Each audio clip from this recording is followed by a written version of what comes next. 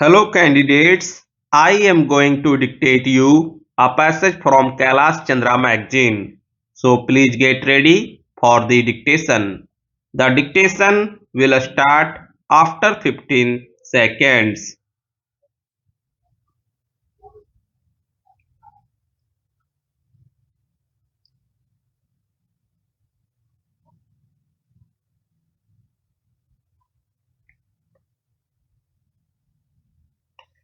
Mr. Deputy Chairman, Sir, the bill as it has emerged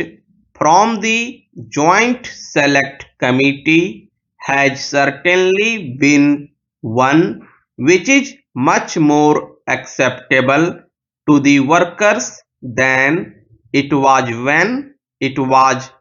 originally moved in this House. Sir, as far as the general principle and the objective of the bill are concerned, it is very laudable not only because of the fact that the workers in a welfare state are entitled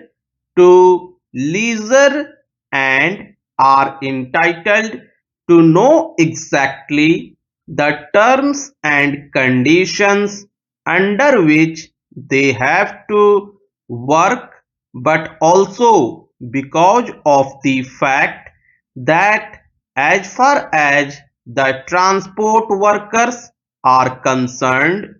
their leisure and the strain on their nerves and muscles is not only a matter of welfare but is also a matter of safety as far as the community is concerned. It is well known, sir, that the large number of accidents that take place on the roads are due to the fact that some of the transport workers have to work so strenuously that after a time they begin to experience fatigue, and as a result of that they are not in a position to have that alert mind which is absolutely necessary if the accidents are to be avoided, at least in the crowded streets, and because of the fact that the passengers travel between towns and cities and between one village and another, and the transport of goods from one city to another also now takes place through road transport. It is quite safe to say that there is hardly any road in our country which at some time or another is not so congested as to require a very alert mind on the part of the driver to see that accidents do not take place. Many tragic accidents have taken place on the roads, especially in recent times in the neighborhood of big towns and large cities, largely because of the fact that there are trucks and buses and other heavy vehicles moving on the roads, and at the same time light vehicles and small vehicles are also plying on the same roads, and so many times it becomes very difficult for a fatigued driver to control his vehicle, especially a heavy vehicle, and also because of the fact that the roads themselves are also not quite in good maintenance, that the accidents do take place. Therefore, sir, the objective of this bill is very important. As I said, it is important not only from the point of view of the welfare of the worker, of his right to leisure, but also from the point of view of the safety of our roads. In view of this, sir, and in view of the fact that it is hardly quite safe if the driver himself is not quite alert and his nerves are not quite fresh, it will spell disaster for the road users. In view of this, the Joint Select Committee has wisely rejected the classification that was originally proposed in the bill. That classification was made on an idea that in the towns the traffic was more congested, that the strain on the driver was heavier,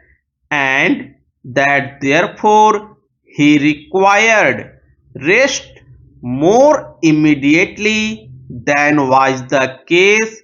of a driver who had to drive between one village and another, or one town and another, because there the roads were at a long stretch, and there the traffic perhaps was not so heavy.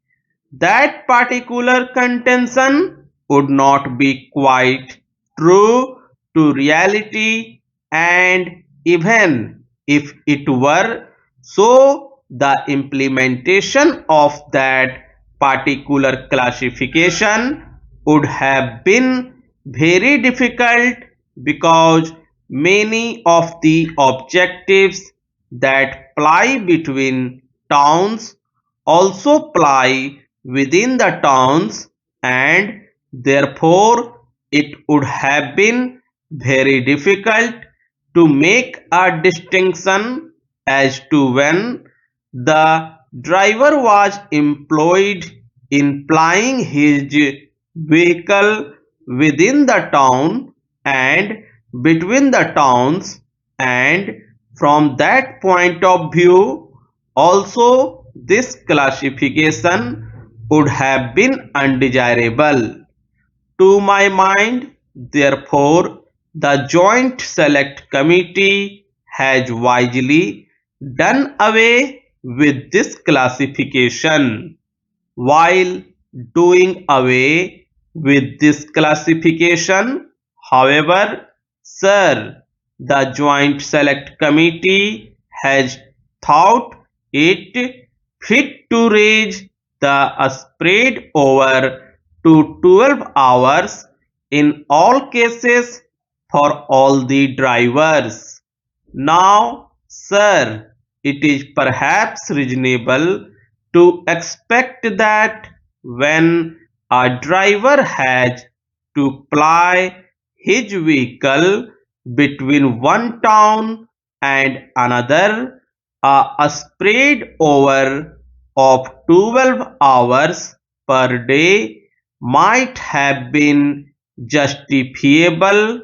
in view of the fact that the distances there are long, and therefore it will perhaps be difficult to say that the spread over could be reduced to less than 12 hours. In the towns and cities, on the other hand, sir, it is more necessary not to spread the hours of work over a stretch of 12 hours because it is possible there to see that the shifts are so arranged that the total spread over is not as long as 12 hours. Now, because this classification has gone away, this spread over has been made uniform 12 hours for every driver.